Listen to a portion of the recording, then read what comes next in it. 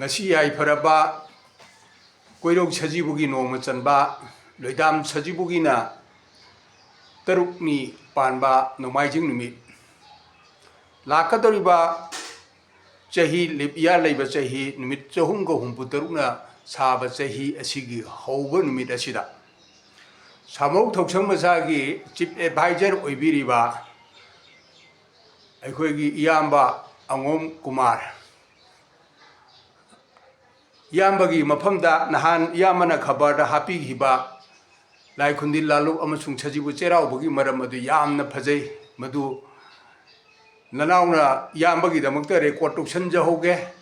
aduna ngasi yai pharba pungpham asida iyambana madugi cherol adu amutang pathok pirak piduna malem mitei pumnamakta aikoigi mitei gi oiba pot ama sumaina lei haibadu amutang khanganbi iyamba kurumjari ngasi yai pharaba sajibugi noma chanba cheraba numit asida ai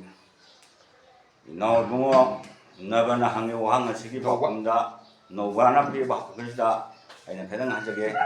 aina khabara hapjagi ba adudi khabara kalamda yam sanga chauna leigani haduna khitang wang chang moi bakhra da hapjagi bani adu ngasi aina khara tona hajarabada lai khudin lalu haibasina karino haibasiki matanga aina hakdi yam ten hapjagi du lai khudin harbadi lai se karino haiba hana khandaba yaroi khun haibasina kaino khangdaba yaroi luk aina kaino khangda yaroi asma adagi saroi khangba haibasina karino haibu khangda yaroi singtek singtha ba ke kaino khangda yaroi maraduna atong dalor pada sajibu nongma cherau ba haibasi kangong lisu khara sarna hajage do khabada hajagi bedudi aina maswa masang moiba khatang hajagi bani ana hoje na wahaido haujarage lai khulul lal haibasi matangan nenba tarbadi lai da hana thibtare lai haiba pot ase thimam tamda sinna khutna haidokpada ngamban wanate lai dugi maramda thirba mi khatana lai do asina khangani duba lai ache da khoina thugare me man pada lai habasi la kal lasi haben lai asida lai habasi khaidoga kari hana hari yamna hargana phau gana da khali phau khangai aduga lumna harana santopa phagana phauran khangai lai habasi ila sei na santopa katai hariba lai ase punna santopa matam burma santopa habani santopa habasi kai tare matam kore habadi mangdagi sum santoki sina matam ni sum sakna matam jama mapan poloi lana sangiba ani mangdagi na ta tung sum mapan poloi lana sangiba hagili hogi ban loigi base si matam ni sul lai ni matam ko wal lai sigi mapung phaba numit adubu lai ko lai habase aina miyamda lai asini semai tawi habase kunat mina takya roi lai thiriba mi adu khakta namabuk ta khandiraga mali wahai do mabuk ta phado da bani da khul habasina mi taba mafam haibadi khun haiba adu ibangi jaga da hargana laikai haiba ani thongi hanbi yai aduga makhul haibani usigi makhun ju mafam ni maina satana phida horisu makhun ni makula do mafam mai khanga lalu habadi maduda leriba saiga hajiba mangom da santokna legi matam habi matam ko larimbi ima che kai da hawi akoi maitai thujiki matam da hargana miku haiba adigi second miku second minupung haiba pung lai akoi da hana labadi pungning dagi hawi pungning adagi mikum nahum adagi punglu pungjana asmai matang lakuna si khal khibani adu aku pemarom do anu jamna aina like da hajidra basu salpa matam nangsidi waroi ni na ken ngai hajag ya dana ꯄꯨꯡꯗꯒꯤ ꯍꯧꯔꯒ ꯃꯤꯀꯨꯞꯇꯒꯤ ꯍꯧꯔꯒ ꯅꯣꯡꯃ ꯀꯧꯕ ꯄꯨꯡ ꯁꯥꯔꯛꯄ ꯑꯗꯨꯗꯒꯤ ꯅꯣꯡꯃꯗꯒꯤ ꯑꯩꯈꯣꯏ ꯊꯥ ꯁꯥꯔꯛꯄ ꯊꯥꯗꯒꯤ ꯆꯍꯤ ꯁꯥꯕ ꯁꯨꯃꯥꯏꯅ ꯁꯥꯕ ꯆꯍꯤ ꯑꯁꯦ ꯊꯥ 19 ꯆꯍꯤ ꯁꯥꯕꯅꯤ ꯑꯗꯨꯒꯨꯝꯕ ꯁꯔꯨꯛ ꯑꯗꯨꯕꯨ ꯑꯄꯨꯟꯕꯗꯨ ꯀꯥꯏ ꯁꯨꯒꯦ ꯍꯥꯏꯕꯗ ꯆꯍꯤ ꯑꯃ ꯊꯥ 19 ꯂꯩꯕꯁꯦ ꯀꯗꯥꯏ ꯂꯩꯒꯦ ꯂꯝꯇꯥꯒꯤ ꯊꯥ ꯁꯖꯤꯕꯨꯗꯒꯤ ꯍꯧꯔꯒ ꯂꯝꯇꯥꯒꯤ ꯊꯥꯅ ꯂꯣꯏꯕ ꯊꯥ 19ꯗꯒꯤ ꯑꯇꯣꯞꯄ ꯊꯥ ꯑꯃꯐꯥꯎ ꯂꯩꯇꯦ ꯍꯥꯏꯕ ꯊꯥꯁꯦ ꯃꯁꯦ ꯀꯥꯏꯗ ꯍꯧꯏ ꯁꯖꯤꯕꯨꯒꯤ ꯅꯣꯡꯃ ꯆꯟꯕꯗꯒꯤ ꯂꯥꯛꯄꯗꯨꯅ ꯂꯝꯇꯥꯒꯤ ꯊꯥ 19 ꯁꯨꯕ ꯊꯥꯒꯤ ꯃꯃꯤꯡ ꯂꯝꯇꯥ ꯊꯥꯒꯤ ꯑꯗꯨꯗ ꯅꯨꯃꯤꯠ ꯃꯁꯤꯡꯗꯨ ꯁꯨꯗꯨꯅ ꯍꯥꯏꯕ ꯄꯣꯠꯇꯣ ꯂꯥꯛꯑꯒ ꯂꯥꯏ ꯈꯨꯟꯗꯤꯟꯅꯔꯤꯕ ꯐꯝꯃꯒ ꯂꯥꯛꯄꯅꯤ ꯃꯗꯩ ꯁꯤꯡꯇꯦꯛ ꯁꯤꯡꯊꯥꯕ ꯍꯥꯏꯅ ꯂꯥꯛꯑꯅꯤ ꯁꯤꯡꯇꯦꯛ ꯁꯤꯡꯊꯥꯕ ꯍꯥꯏꯕꯁꯤ ꯂꯥꯛꯏꯁꯤ ꯀꯩꯅꯣꯗ ꯍꯥꯏꯔꯤꯕ ꯍꯟꯇꯛꯀꯤ ꯆꯍꯤꯒꯤꯗꯤ ꯁꯤꯡꯇꯦꯛ ꯁꯤꯡꯊꯥꯕꯁꯦ ꯃꯁꯤꯡ ꯀꯩꯅꯣ ꯁꯨꯔꯅꯤ 300 ꯁꯨꯔꯅꯤ ꯍꯥꯏꯕꯗꯤ ꯑꯩꯈꯣꯏ ꯊꯥ ꯆꯍꯤ ꯃꯔꯤꯒꯤ ꯊꯥ ꯑꯃ ꯑꯩꯈꯣꯏ ꯂꯩ ꯅꯨꯃꯤꯠ ꯑꯃ ꯆꯣꯡꯊꯣꯛꯏ ꯑꯗꯣ ꯍꯥꯟꯅꯒꯤ ꯂꯩꯔꯤꯕ ꯅꯨꯃꯤꯠ 365ꯒꯤ ꯄꯨꯡ 6ꯒꯤꯗ ꯊꯥꯈꯤꯕꯗꯣ ꯉꯁꯤꯒꯤ ꯆꯩ ꯑꯃ ꯊꯥꯕ ꯑꯗꯨ ꯆꯩꯗꯣ ꯃꯁꯤꯡ ꯊꯥꯕ ꯉꯁꯤꯒꯤ ꯊꯥꯔꯤꯕ ꯁꯤꯡꯗꯨ ꯉꯁꯤꯒꯤ ꯂꯥꯏꯔꯦꯟ ꯅꯣꯡꯖꯥ ꯍꯥꯏꯕꯅꯤꯉꯁꯤꯒꯤ ꯂꯥꯏꯔꯦꯟ ꯅꯣꯡꯖꯥ ꯍꯥꯏꯕ ꯉꯁꯤꯁꯤ ꯆꯠꯈ꯭ꯔꯦ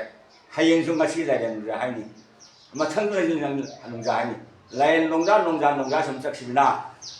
ꯅꯨꯃꯤꯠ ꯃꯁꯤꯡ 365 ꯍꯦꯛ ꯁꯨꯕ ꯃꯇꯝꯗ ꯆꯍꯤ ꯃꯄꯨꯡ ꯐꯥꯔꯦ ꯂꯝꯇꯥꯒꯤ ꯊꯥꯗꯣ ꯊꯥ 19ꯒꯤ ꯑꯔꯣꯏꯕ ꯂꯝꯇꯥ ꯊꯥꯗꯨꯒꯤ ꯃꯄꯨꯡ ꯐꯥꯔꯦ ꯑꯗꯨꯅ ꯊꯥꯁꯨ ꯀꯧꯔꯦ ꯍꯥꯏꯕ ꯂꯝꯇꯥ ꯊꯥꯒꯤ ꯊꯥꯁꯨ ꯅꯨꯃꯤꯠ ꯑꯗꯨꯗ ꯑꯩꯈꯣꯏꯅ ꯏꯔꯥꯠ ꯏꯊꯧ ꯇꯧꯔꯒ ꯉꯁꯥꯏꯒꯤ ꯊꯥꯈꯤꯕ ꯁꯤꯡꯗꯣ ꯅꯨꯃꯤꯠꯀꯤ ꯃꯁꯛ ꯑꯣꯏꯅ ꯊꯥꯈꯤꯕ ꯅꯨꯃꯤꯠꯇ ꯇꯤꯟꯅꯤꯡꯈꯤꯕ ꯅꯨꯃꯤꯠ ꯑꯗꯨꯒꯤ ꯂꯩꯊꯣꯛ ꯇꯧꯕꯗꯨꯕꯨ ꯁꯤꯡꯇꯦꯛ ꯁꯤꯡꯊꯥꯕ ꯍꯥꯏꯕꯒꯤ ꯊꯧꯔꯝ ꯑꯗꯨꯅꯤ ꯉꯁꯤ ꯍꯥꯏꯕ ꯅꯨꯃꯤꯠ ꯑꯣꯏꯔꯤꯕ ꯉꯁꯤ ꯍꯦꯛ ꯊꯣꯛꯄ ꯉꯁꯤꯒꯤ ꯀꯔꯤ ꯍꯥꯏꯅꯤ ꯃꯤꯒꯤ ꯏꯪꯂꯤꯁ ꯍꯥꯏꯔꯒꯅ ꯏꯪꯂꯦꯟꯒꯤ ꯑꯒꯟꯒꯤ ꯇꯥꯔꯤꯛ 14 ꯑꯣꯏꯕ ꯑꯗꯒꯤ ꯅꯨꯃꯤꯠꯀꯤ ꯈꯣꯡꯆꯠꯇ ꯍꯥꯏꯔꯒꯅ ꯉꯁꯤ 5ꯅꯤ ꯄꯥꯟꯕ ꯑꯁꯤꯗ ꯁꯤꯡꯇꯦꯛ ꯁꯤꯡꯊꯥꯕ ꯍꯥꯏꯕꯒꯤ ꯉꯁꯤ ꯑꯃ ꯊꯥꯕꯁꯦ ꯃꯁꯤꯅ ꯍꯌꯦꯡ ꯆꯍꯤꯒꯤ ꯊꯥ 19ꯒꯤ ꯑꯔꯣꯏꯕ ꯂꯝꯇꯥꯒꯤ ꯀꯨꯔꯧ ꯂꯝꯇꯥꯒꯤ ꯊꯥꯁꯨ ꯍꯥꯏꯕꯁꯨ ꯌꯥꯔꯦ ꯂꯝꯇꯥꯒꯤ ꯊꯥꯒꯤ ꯊꯥꯁꯨ ꯀꯧꯕ ꯅꯨꯃꯤꯠ ꯑꯗꯨꯅ ꯅꯨꯃꯤꯠ ꯆꯍꯤ ꯊꯥꯔꯒ ꯅꯣꯡꯉꯥꯜꯂꯒ ꯆꯍꯤ ꯍꯧꯗꯣꯏꯅꯤ ꯑꯁꯤꯕꯨ ꯁꯤꯡꯇꯦꯛ ꯀꯧꯏ ꯁꯝꯅ ꯍꯥꯏꯔꯒ ꯑꯗꯨꯅ ꯍꯧꯖꯤꯛ ꯍꯥꯏꯔꯤꯕ ꯂꯥꯏꯊꯧ ꯑꯁꯤ ꯌꯥꯝꯅ ꯂꯨꯕ ꯂꯥꯏꯊꯧ ꯋꯥꯐꯝ ꯑꯃ ꯑꯣꯏꯕꯅ ꯂꯥꯟꯕ ꯌꯥꯗꯕ ꯆꯍꯤ ꯑꯃꯒꯤ ꯏꯔꯥꯠ ꯊꯧꯔꯝ ꯑꯃꯅꯤ ꯊꯧꯔꯝ ꯑꯁꯤꯗ ꯆꯍꯤ ꯑꯃꯒꯤ ꯅꯨꯃꯤꯠ 365 ꯁꯨꯕ ꯃꯄꯨꯡ ꯐꯥꯕ ꯊꯧꯔꯝ ꯑꯃꯅꯤ ꯆꯍꯤ ꯑꯁꯤꯒꯤ ꯑꯔꯣꯏꯕ ꯂꯝꯇꯥ ꯊꯥꯁꯨꯗꯣ ꯅꯨꯃꯤꯠꯇ ꯄꯥꯡꯊꯣꯛꯄꯅꯤ ꯍꯥꯏꯔꯤꯕ ꯂꯥꯏ ꯈꯨꯔꯦꯝ ꯂꯥꯂꯨꯞ ꯑꯁꯦ ꯌꯥꯝꯅ ꯂꯨꯕ ꯆꯍꯤ ꯑꯃꯗ ꯑꯃꯨꯛꯇꯪ ꯇꯧꯗꯧꯕ ꯑꯗꯨꯒꯨꯝꯕ ꯊꯧꯔꯝꯅꯤ ꯍꯥꯏꯅ ꯑꯩ ꯍꯥꯏꯖꯒꯦ ꯑꯗꯩ ꯁꯔꯣꯏ ꯈꯥꯡꯕ ꯍꯥꯏꯕ ꯑꯃꯨꯛ ꯂꯥꯛꯑꯅꯤ ꯁꯔꯣꯏ ꯈꯥꯡꯕ ꯆꯍꯤꯒꯤ ꯃꯇꯥꯡ ꯁꯔꯣꯏ ꯈꯥꯡꯕꯒꯤ ꯀꯩꯅꯣ ꯂꯥꯛꯑꯅꯤ ꯆꯍꯤ ꯑꯃꯒꯤ ꯊꯥ 19ꯒꯤ ꯑꯔꯣꯏꯕ ꯂꯝꯇꯥ ꯊꯥꯡꯖꯗ ꯅꯨꯃꯤꯠꯇ ꯑꯅꯧꯕ ꯆꯍꯤ ꯍꯧꯕꯒꯤ ꯁꯖꯤꯕꯨ ꯆꯩꯔꯥꯎꯕ ꯅꯨꯃꯤꯠ ꯅꯣꯡ ꯋꯥꯠꯂꯤꯉꯩꯗ ꯂꯝꯇꯥꯒꯤ ꯊꯥꯁꯨ ꯆꯍꯤ ꯑꯃꯒꯤ ꯂꯣꯏꯅꯕ ꯅꯨꯃꯤꯠꯇ ꯂꯥꯏ ꯈꯨꯔꯦꯝ ꯂꯥꯂꯨꯞꯇꯣ ꯅꯨꯃꯤꯠ ꯑꯗꯨꯗ ꯂꯩꯀꯥꯏ ꯑꯗꯨꯒꯤ ꯏꯃꯥ ꯏꯕꯦꯟꯁꯤꯡꯅ ꯁꯤꯡꯖꯨ ꯁꯨꯔꯅꯤ ꯑꯗꯨꯗꯒꯤ ꯁꯤꯡꯖꯨꯗꯨ ꯁꯨꯔꯒ ꯌꯥꯝꯁꯤꯡꯗꯨꯒ ꯂꯣꯏꯅꯅ ꯌꯥꯡꯀꯣꯛꯇ ꯍꯥꯞꯄꯒ ꯄꯣꯠꯊꯣꯡ ꯉꯥꯗꯨꯅ ꯄꯨꯔꯒ ꯂꯩꯀꯥꯏ ꯈꯨꯜ ꯑꯗꯨꯒꯤ ꯂꯩꯔꯤꯕ ꯂꯥꯏꯅꯧ ꯂꯥꯏꯔꯦꯝꯕꯤ ꯑꯣꯏꯔꯕꯁꯨ ꯂꯥꯏꯔꯦꯝꯕꯤ ꯑꯣꯏꯔꯁꯨ ꯂꯥꯏꯅꯧ ꯑꯣꯏꯔꯕꯁꯨ ꯑꯗꯨꯗ ꯊꯧꯅꯤꯖꯔꯒ ꯂꯥꯏꯐꯕ ꯄꯤꯅꯕꯤꯌꯨ ꯍꯥꯏꯅ ꯈꯨꯔꯨꯝꯖꯒꯅꯤ ꯂꯩꯀꯥꯏ ꯈꯨꯟ ꯑꯁꯤꯗ ꯂꯥꯏ ꯁꯔꯣꯏ ꯐꯠꯇꯕ ꯄꯨꯝꯅꯃꯛ ꯂꯥꯛꯑꯣ ꯅꯆꯤꯟꯖꯥꯛ ꯄꯤꯖꯔꯒꯦ ꯈꯨꯟꯒꯤ ꯈꯨꯟꯗꯣꯟ ꯇꯥꯅ ꯂꯥꯛꯂꯣ ꯍꯥꯏꯅ ꯀꯧꯊꯣꯛꯇꯨꯅ ꯈꯨꯟꯒꯤ ꯈꯨꯟꯗꯣꯟꯗ ꯐꯥꯎꯕ ꯈꯣꯏꯊꯩ ꯈꯨꯟꯗꯣꯟ ꯌꯧꯔꯒ ꯁꯤꯡꯖꯨ ꯑꯗꯨꯅ ꯂꯝꯕꯤ ꯑꯗꯨꯗ ꯐꯩꯅ ꯊꯥꯗꯣꯛꯏ ꯌꯥꯝ ꯑꯗꯨꯅ ꯁꯔꯣꯏꯁꯤꯡ ꯆꯪꯅꯕ ꯂꯝꯕꯤ ꯐꯩꯅ ꯄꯟ ꯊꯤꯡꯅ ꯊꯝꯃꯤ ꯍꯥꯏꯔꯤꯕ ꯅꯨꯄꯤ ꯀꯩꯅꯣꯒꯤ ꯃꯗꯨꯒꯤ ꯅꯨꯄꯤ ꯑꯃꯅ ꯐꯅꯦꯛ ꯐꯤꯅꯥ ꯈꯤꯇꯪ ꯀꯥꯡꯂꯒ ꯊꯣꯠꯅ ꯅꯧꯅ ꯖꯒꯣꯏ ꯁꯥꯏ ꯑꯃꯨꯛ ꯊꯥꯡꯁꯥꯡ ꯄꯥꯏꯔꯒ ꯑꯉꯛꯄ ꯐꯪꯉ ꯊꯥꯡꯉꯦ ꯍꯥꯏꯕꯗꯤ lai saroi phataba matam ko lai phataba lai da saroi ori ba saroi bi machin pante si lam hemnina mama oi bi imatana miyo bagi pungin mat pa ya ba pukchen chengla ba pina bang ya ba pina ya ba imana thema di macha ni ya ba ni na da jagoi sa ni the ko macha sa ba sarwa jagoi sari ba duna pelek ta lam hela badi aina pai thang sina na khoi moi na khado kani lam mai ya ro thang sa bi khai bi wari ni machi akko manoni maduda hari ba saroi khang ba sida kayang lu baga lu da bage hai bage namta kudam amdang akhoi ahal gilai wal khaba ipai pu sibu thambiram ba henju naha hai ba hat ba hai ba wari ka koina ta ja bawi wari asigi na pa wari se hen lai khun la lu ki saroi khang ba henur ba lai saroi adu bari ni mama ngai matam amada marang libak ta irang purik lai phang phang ponglen bana nthau wai kholom lang leng hanba haiba ama khabi kali kai da mi magi lai tin changbang ngandaba kamu hijan ama le mi makwari ama polami mamin hijun ha kawi matam khara lega langlen han nungga khre khorom lukhabina macha nipa hijun ha bu lu na sana lok chakhi mi hijun ha pakang phare apa nungsi khangare noma ningol lakba khujum homagi mamong thongnang lai rong len bi thengna punare sabi sanu ani na misi nungsi lang thaknare apa nungsi kada yongna si haduna jingu thangjing bandana wasak bai na kre sahi amagi aroiba lamta thagi thangge numita saroi khangba numit lai khundin bida lai surai mayam khundin ne numi asida hejun hana thongnang lai len bi ani na apang kada yongna si nungsi kada thumasi naki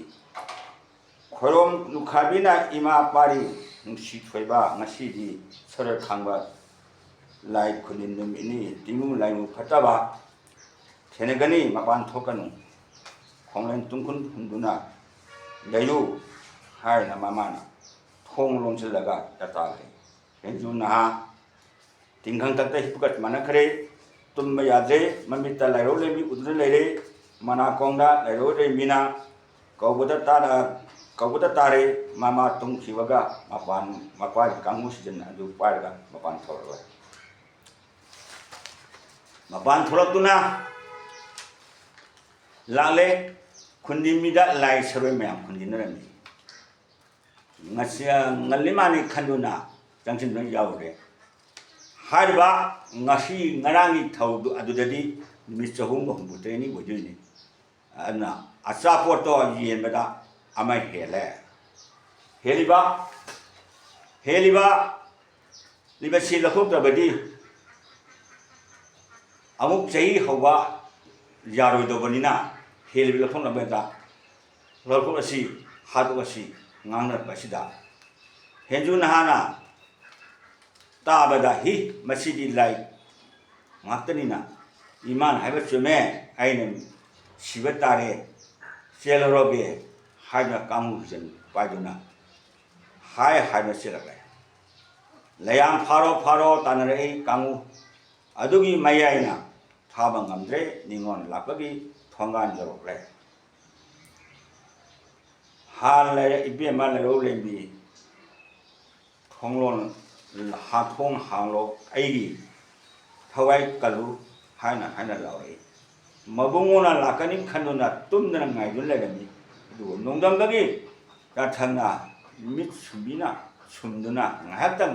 tumkhiduna tadre heju nahana kanong hamang ngamduna lere lituna changapada kamu hijangi yaido samnuna kamu ado kondhong da pandu le hore layamna kondhong da phan songnuna thongnang lai bigi sajum tagamda jurida namna phare makhon ama taki haduna ningola bagagi ningoni wasak thang painam thong hanga thori mabunguna longna taduna leremadu ubada sinjakna ibungona inga nongeng khombagong imongo hana kapnu konchi ꯅꯅꯥꯏ ꯊꯋꯥꯏ ꯑꯣꯏꯔꯤꯕ ꯊꯋꯥꯏ ꯂꯩꯇ꯭ꯔꯕꯗꯤ ꯂꯩꯔꯨꯕꯒꯤ ꯀꯔꯤ ꯀꯥꯟꯅꯒꯅꯤ ꯍꯥꯏꯗꯨꯅ ꯉꯥꯏꯍꯥꯛꯇꯪ ꯉꯥꯏꯕꯤꯔꯝꯈꯣ ꯏꯕꯨꯡꯉꯣ ꯑꯩ ꯇꯨꯡꯏꯟꯖꯔꯛꯀꯦ ꯍꯥꯏꯗꯨꯅ ꯅꯤꯉꯣꯜ ꯋꯥꯁꯛ ꯊꯥꯡꯂꯦꯟ ꯊꯥꯅ ꯊꯃꯣꯏ ꯊꯨꯝꯅ ꯁꯤꯟꯖꯤꯟꯗꯨꯅ ꯃꯕꯨꯡꯒꯤ ꯃꯇꯨꯡ ꯏꯟꯈꯤ ꯁꯥꯕꯤ ꯁꯥꯅꯧ ꯑꯅꯤ ꯂꯥꯏꯔꯕꯒ ꯅꯨꯡꯉꯥꯏꯅ ꯄꯥꯟꯈꯤ ꯍꯥꯏꯅ ꯍꯥꯏꯔꯤꯕ ꯀꯥꯡꯂꯣꯟ ꯑꯁꯦ ꯉꯁꯥꯏꯒꯤ ꯁꯔꯣꯏ ꯈꯥꯡꯕꯗ ꯂꯥꯏ ꯈꯨꯟꯗꯤꯟꯕꯝꯗ ꯈꯨꯟꯗꯤꯟꯕꯤꯗ ꯂꯥꯏ ꯈꯨꯟꯗꯤꯟꯅꯕꯒꯤ ꯗ ꯊꯣꯛꯎꯕ ꯊꯧꯗꯣꯛꯅꯤ ꯑꯗꯨꯅ ꯁꯖꯤꯕꯨꯒꯤ ꯊꯥꯁꯨ ꯅꯨꯃꯤꯠ ꯁꯨꯕꯗ ꯂꯥꯏ ꯈꯨꯟꯗꯤꯟꯅꯕ ꯑꯗꯨꯒꯤ ꯗ ꯍꯦꯟꯖꯜꯂꯤꯕ ꯍꯤꯔꯨ ꯅꯍꯥꯗꯣ ꯃꯗꯨꯕꯨ ꯑꯩꯈꯣꯏꯅ ꯀꯩꯅꯣꯅꯦ ꯍꯥꯏꯅ ꯒꯤꯗꯤ ꯐꯠꯇꯦ ꯍꯥꯏꯅ ꯑꯍꯜ ꯂꯃꯟ ꯊꯝꯕꯤꯅꯕ ꯄꯥꯎꯔꯧ ꯑꯣꯏꯕ ꯁꯛꯄꯥꯟ ꯗ꯭ꯔꯃꯥ ꯍꯥꯏꯗꯅ ꯃꯤꯉꯣꯟꯗ ꯑꯩꯈꯣꯏꯗ ꯑꯃ ꯎꯠꯊꯣꯛꯅꯕ ꯈꯨꯗꯝ ꯑꯣꯏꯅ ꯊꯝꯕꯤꯔꯝꯕꯅꯤ ꯍꯤꯟꯗꯨ ꯅꯥꯠꯇꯨꯁꯦ ꯑꯗꯨꯕꯨ ꯁꯤꯃꯥꯁꯦ ꯍꯥꯞꯅ ꯊꯝꯖꯒꯦ ꯑꯗꯨꯕꯨ ꯆꯍꯤ ꯍꯧꯕ ꯅꯣꯡꯃ ꯆꯨꯝꯅ ꯆꯍꯤ ꯆꯩꯔꯥꯎꯕ ꯍꯥꯏꯕꯁꯦ ꯃꯁꯤꯗꯤ ꯌꯥꯝꯅ ꯅꯨꯡꯉꯥꯏꯕ ꯋꯥꯔꯤꯅꯤ ꯃꯁꯤꯃꯗꯤ ꯑꯩ ꯍꯥꯏꯖꯩ ꯁꯖꯤꯕꯨ ꯅꯣꯡꯃ ꯆꯟꯃꯟꯗ ꯆꯩꯔꯥꯎꯕ ꯍꯥꯏꯕꯁꯤꯒꯤ ꯃꯤꯠꯇ ꯑꯩꯈꯣꯏ ꯃꯩꯇꯩ ꯂꯩꯕꯥꯛꯇ ꯆꯠꯂꯤꯕꯁꯤꯗ ꯈꯣꯡꯆꯠ ꯑꯅꯤ ꯆꯠꯂꯤ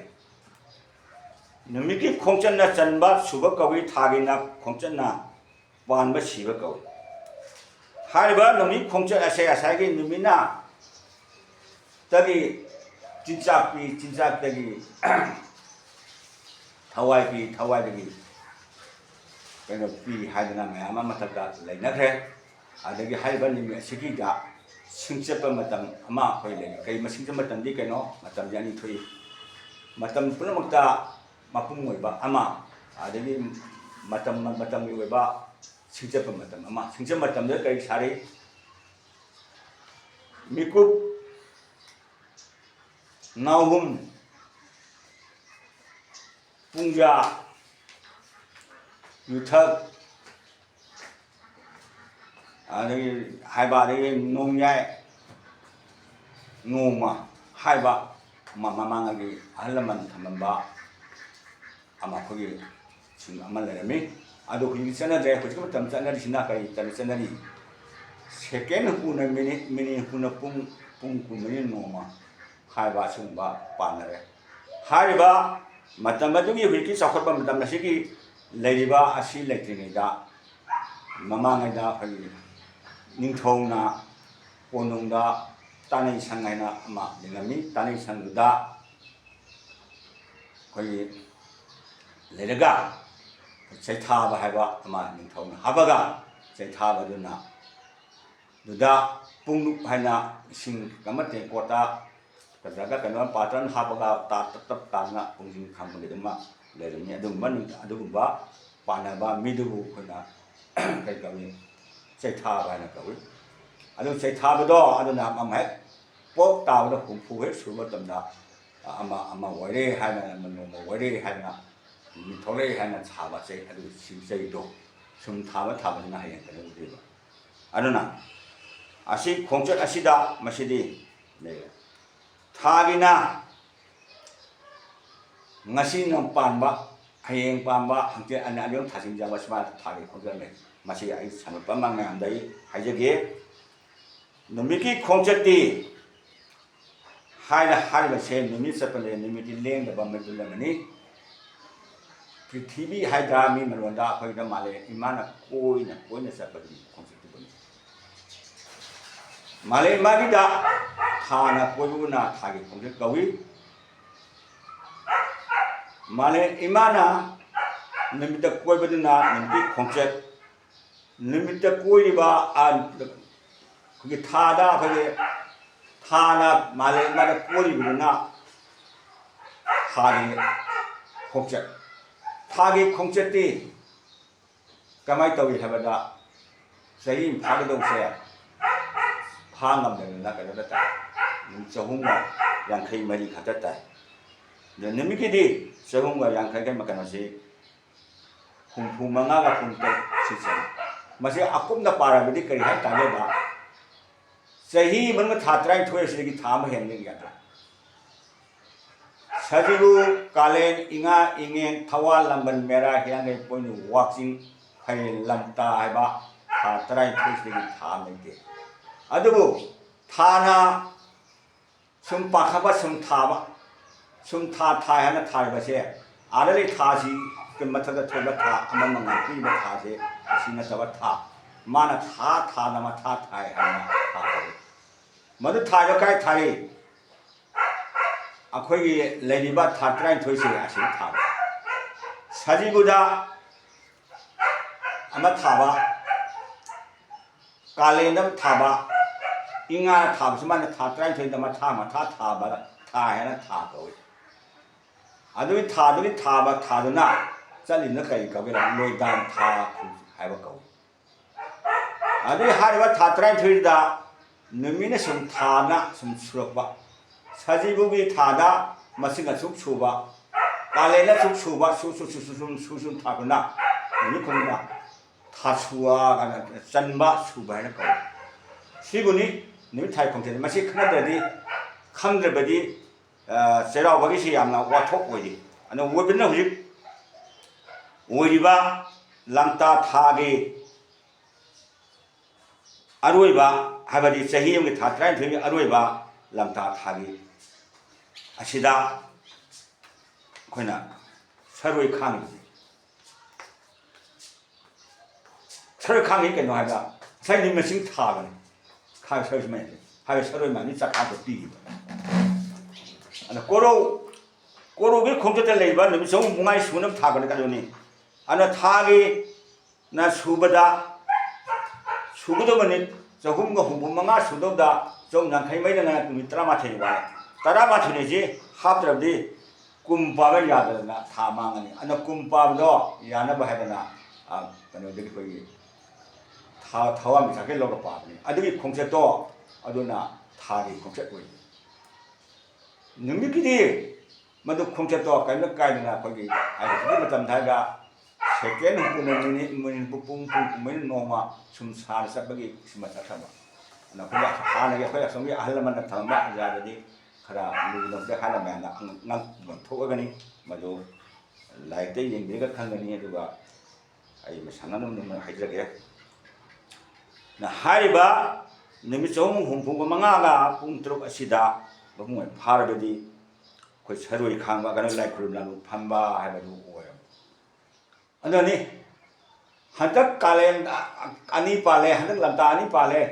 अदिगे अदु दनि पाले हाइसे थातराम ने साना खन बदा नोम सुम हेनगन तरा मा थनि सागल मतमदा थामा सही अहुम थाम चोंथले अदु थादो अतोपा थाम ममिन तब यादबना हंजननगा थामदा हंजननगा थादा अनि पाले थामानि हाइबा सिबुनी अन निमि मंगा सही मंगा नंदा थाननबा था अनि नि लेगने ngasi ama ani ahum mari manga hida thanana base ngasi man lewa ani ahum thum ni mari thum ni ma tha chai manga thanana ahum di legne thanana ahum thobni na aduna tha du kum nu pa ya na to masi buni min ke ya kana tha gi khumche ta pen to se an handak maju angkama le he angka du di amana angbo ko be boda ngang ga ma ya na ta gan mani sin adadi ngatang ta ga ngau hini anga haine hanjai ana thatrai the sei ama sai habagi thar aga sin mitrai the sei na tan da saroi khanga ga masila thadoka ga ni aroi ba do lai khulina no phaman melu da sei ga ma hore ne mesi da khulila phami nayan na pun da khundin ngai da meite na sa saroi sin sa thakki asi bunni bana jara wai se anuga sajiwa sai ama gi aroi ba nimita meite na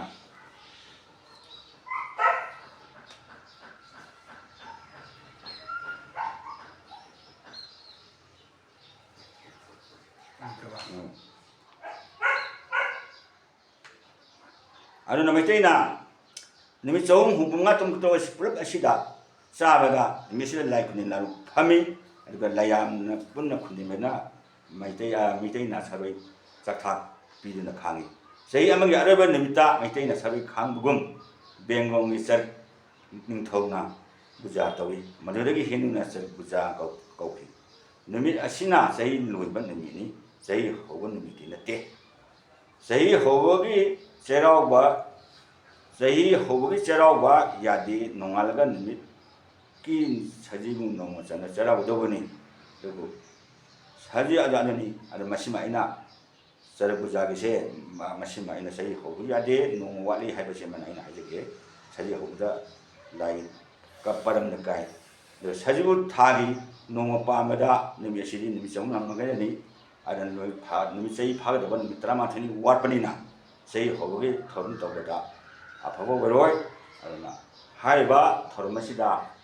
tabiriba khanbiriba mayamsina thungdalaga sajibu cherawa se karida lawino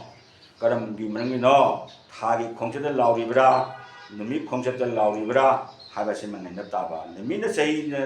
nimina piribadi thawai hingnaba yai piri haiba thana pibadi kanodani pibani sahi di pide tawadabu thana kum khaibadani piriba thado kari piri masidi yam nei he manungda tha ani ne thau chaba haiba singbam le masidi akupa angani masidi sandhonam suba miwetana kholaga khangadogani sandhonam hitaba khoina ngamadi angawi bhaka khangani adu sajibu nong chanmana charabuna chumra Salibagi sahi hawa sare bujan mujud lawan sumbra saju nong panma sumbra hari kita di diba ai idam dam kita baki weba akhang hai ipa ibu sinau sinna kum nang ne biraga amkang tau kai sahi hawa se sahi mangga amukhatta lawa to ni sahi ne yam law ya de hai badi saroi khangmal sahi inda amate hen khangmal ya de bugum sare buja sahi inda amate hen ya de bugum Saya usah mesti hemi ada, aduh masih makan program tahu dia proses ini masih hajar gay mana lagi, dia masih nebiu hanya konjeri. Aram. Sudah kamu ayu mai kulita ya.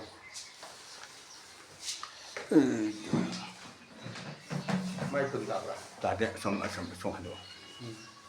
Kan so, kan. Untuk mana? Antara. Nungsijaraba, egi iyamba,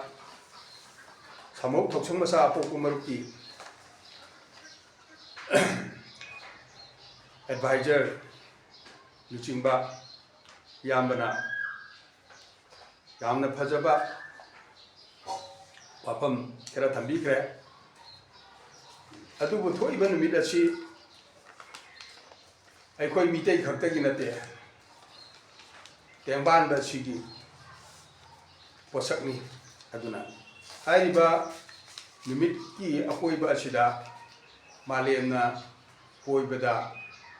खुकोइ Thumba नुमित तुबु नुमित चहुम हुंपु मंगागा मसुम हाइदना मालेमना खंगनरि अचुगुंबा Masung ahum asi mari suba chahi dadi masung mari surabanina nong chong thoi aduna handak chi koiro ngasi koiro chajibugi nong machanba lakadriba chahi asi numit chahum ko humpu tarukna chahi chagani aduna numit chahum ko humpu taruki ahan ba koiro chajibugi nong machanba asida chajibugi ama aiba chai thaba numitu oibanina Yamana kabarda hapira kodu yamna phajadana chilina nghaktang nei na siaiduna yamabu matam khitang kaithoktina nei na jabani ayolaran tabiriba mitei irupcha singna mitei gi cherauba ase wakching gi nongma panba chajibu gi nongma panba aduga april gi tang 12